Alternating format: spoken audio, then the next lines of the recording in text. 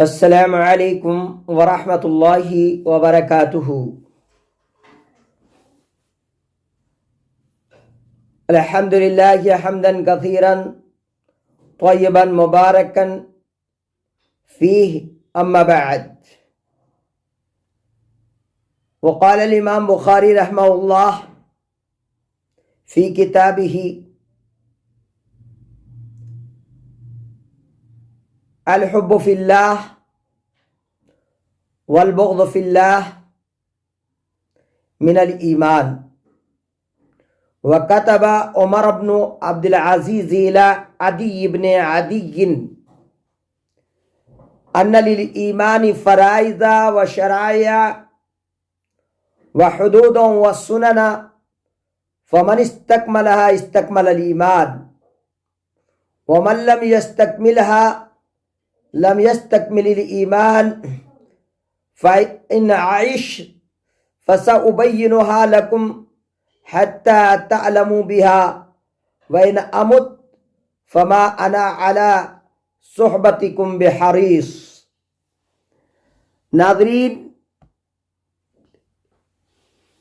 ہم نے باب کا کچھ ادھورا حصہ پہلے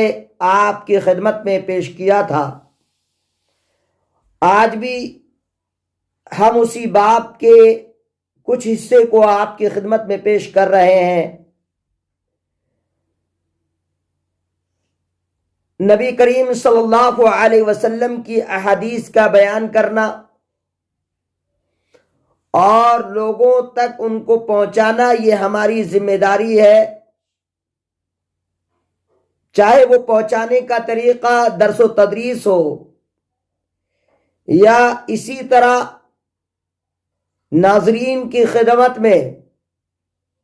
چاہے وہ سوشل میڈیا پر پیش کی جانے والی دعوت ہو، چاہے وہ دروس دیگر اور طریقے اور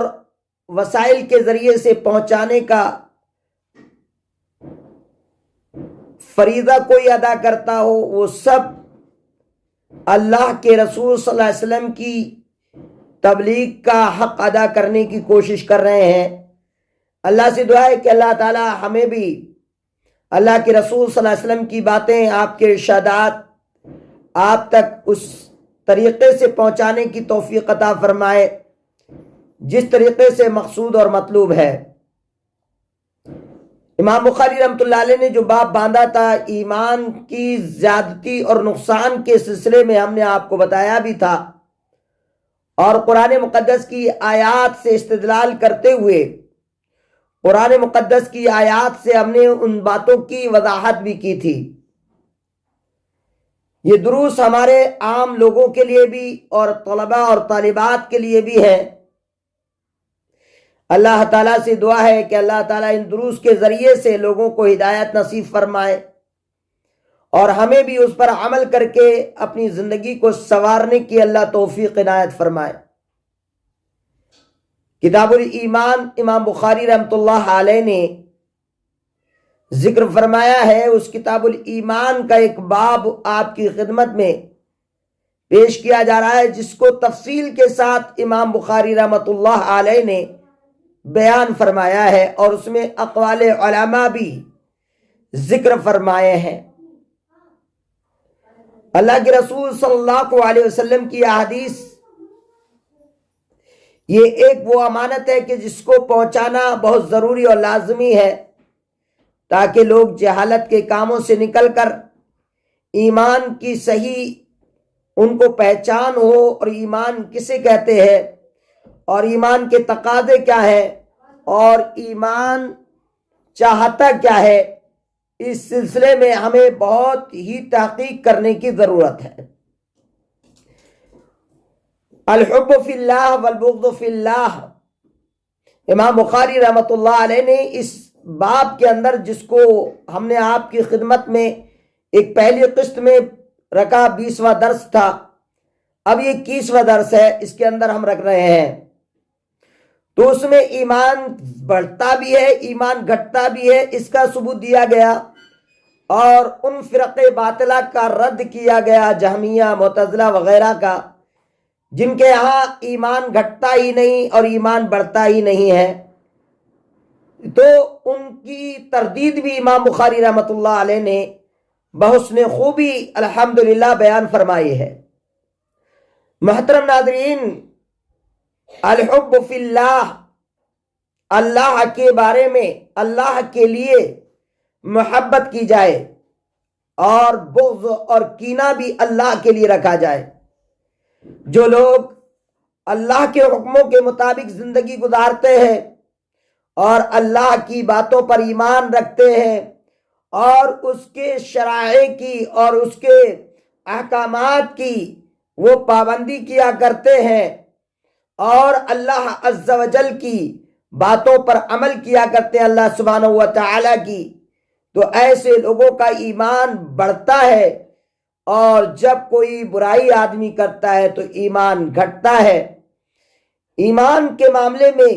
یہ چیز داخل ہے کہ ایمان والوں سے،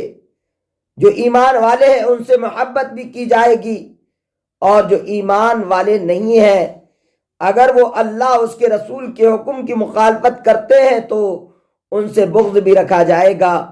ان سے کینہ بھی رکھا جائے گا، کیونکہ یہ دونوں چیزیں مقصود اور مطلوب ہیں۔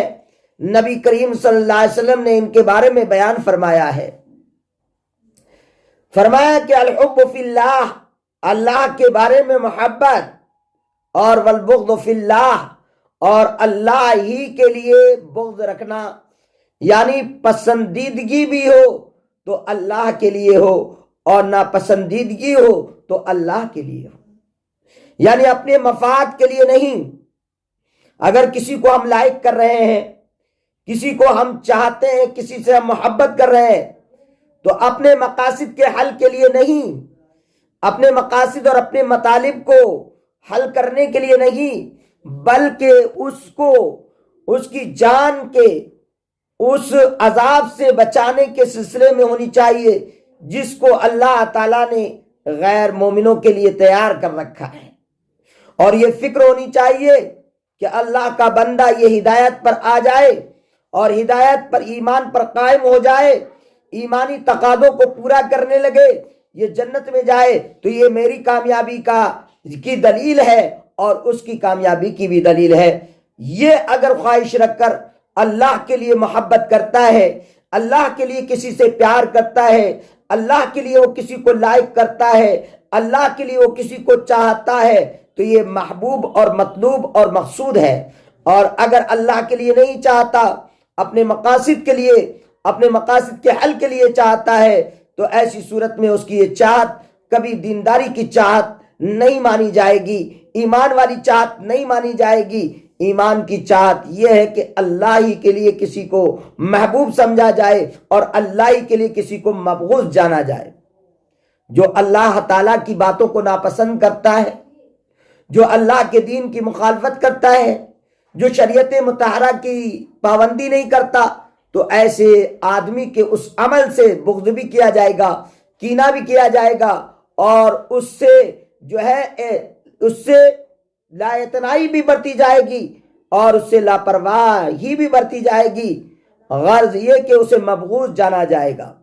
اسی لیے نبی کریم صلی اللہ علیہ وسلم کی اس حدیث کا یہ ٹکڑا ہے کہ جس حدیث میں آپ نبی کریم صلی اللہ علیہ وسلم نے اللہ کے لیے محبت کرنا اور اللہ ہی کے لیے بغض کرنے کا سبق سکھایا ہے۔ حضرت عمر بن عبدالعزیز رحمت اللہ علیہ ایک خلیفہ ہیں جو بڑے ایماندار اور بڑے بردبار اور بڑے نیک اور بڑے صالح اور بڑے اللہ والے اور انصاف پسند بادشاہ خلیفہ گزرے ہیں۔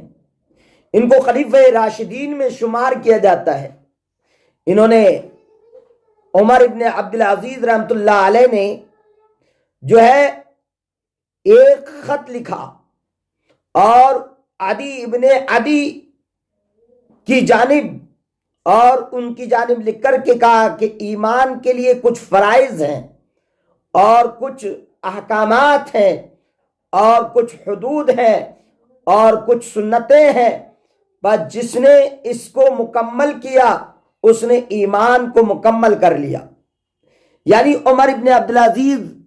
رحمت اللہ علیہ یہ بیان کر رہے ہیں، یہ بتانا چاہ رہے ہیں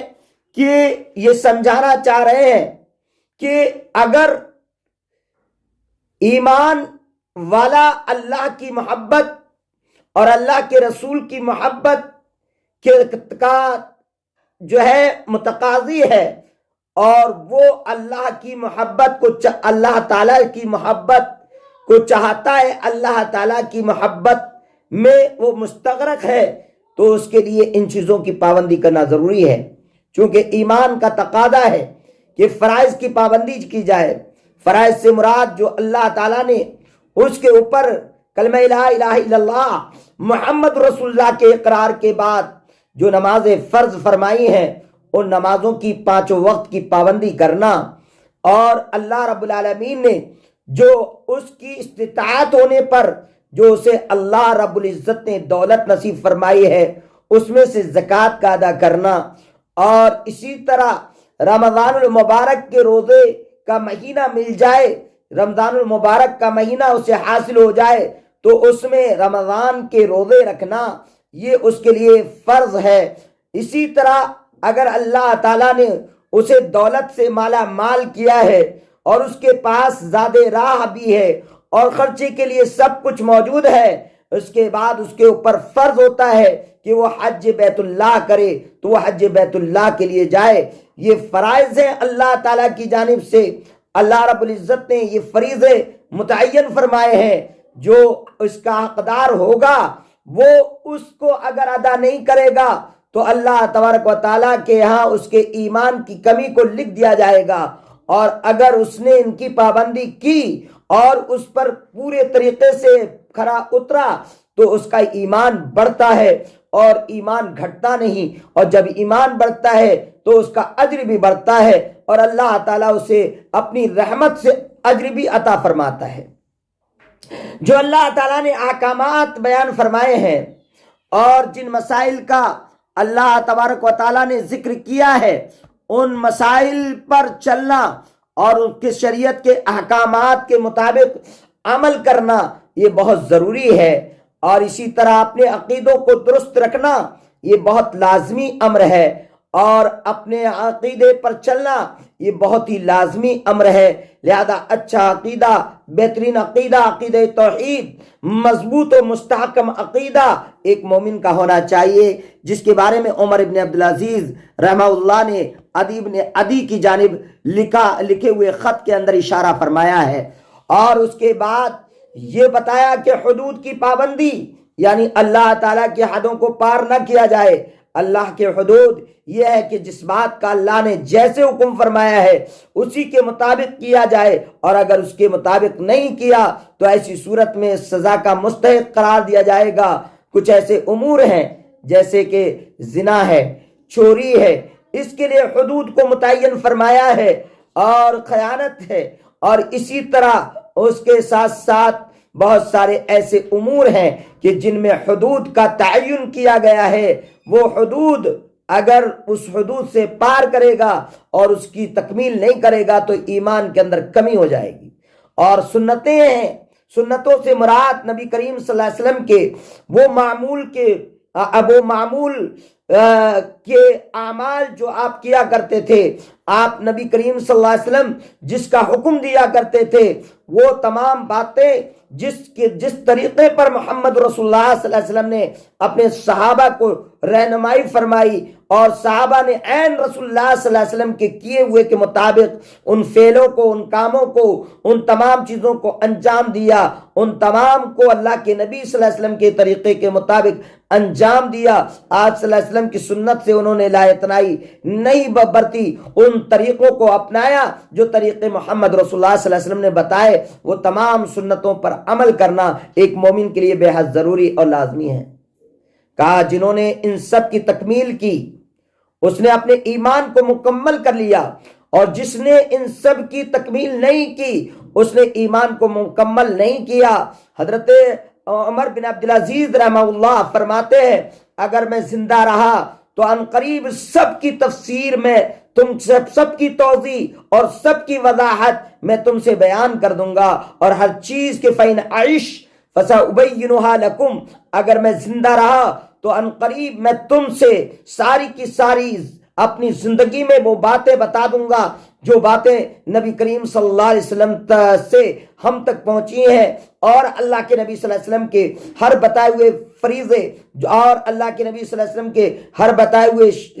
احکامات اور اللہ کے نبی صلی اللہ علیہ وسلم کے بتائے ہوئے ہر سنتیں اور آپ کے ہر حدود کی میں تشریح اور اس کی توضیح تم سے بیان کر لوں گا، یہاں تک کہ تم اس کو جان لو اور پھر اس پر عمل بھی کر لو۔ اور اگر میں مر گیا تو میں تمہاری جو ہے صحبت، تمہارے ساتھ رہنے کا اتنا خواہش مند بھی نہیں ہوں۔ یعنی اللہ تعالیٰ نے اگر میری موت کا فیصلہ کر دیا تو اس کے بعد میں اس بات کا خواہش مند نہیں کہ میں تمہارے درمیان ہمیشہ رہوں، بلکہ میں اس بات کا خواہش مند ہوں کہ سنتیں ہمیشہ زندہ رہیں، اللہ کے فریضوں کو ادا کیا جائے، اللہ کے احکامات کی پابندی کی جائے، اور اللہ تبارک و تعالیٰ کے حدود پر پابند رہا جائے۔ میں اس بات کی کوشش کروں گا جو ان تمام چیزوں کو کرے گا وہ جنت میں داخل ہوگا۔ حضرت عمر بن عبدالعزیز ابن مروان اموی قریشی خلفائے راشدین میں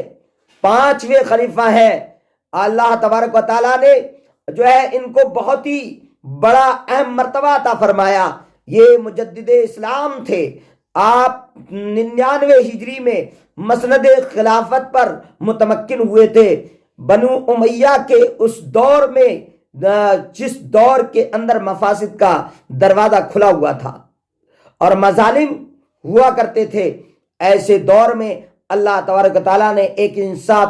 پرور اور ایک انصاف سے معمور شخصیت کو اللہ نے جنم دیا اور ان کو اللہ نے خلیفہ بنایا، اور انہوں نے تمام حدود اسلام کو اور تمام فریضوں کو قائم کیا اور اس میں کسی طرح کی رو رعایت نہیں برتی اور انصاف اور عدل سے کام لیا۔ اللہ تبارک و تعالیٰ سے میں دعا کرتا ہوں کہ اللہ رب العزت ہم تمام کو اللہ تعالیٰ کے بتائے ہوئے فرائض پر عمل کرنے کی اللہ توفیق عطا فرمائے، اور اللہ تعالیٰ اللہ کے نبی صلی اللہ علیہ وسلم کے بتائے ہوئے طریقوں پر ہمیں چلنے کی توفیق عطا فرمائے، اور اللہ کے نبی کی سنتوں کو ادا کرنے کی توفیق دے، اور اللہ تبارک و تعالیٰ ہم سب کو نیک عمل کی توفیق دے۔ آمین وآخر دعوانا ان الحمد للہ رب العالمین والصلاة والسلام علی سید الانبیاء والمرسلین والحمد للہ رب العالمین۔ السلام علیکم ورحمۃ اللہ وبرکاتہ۔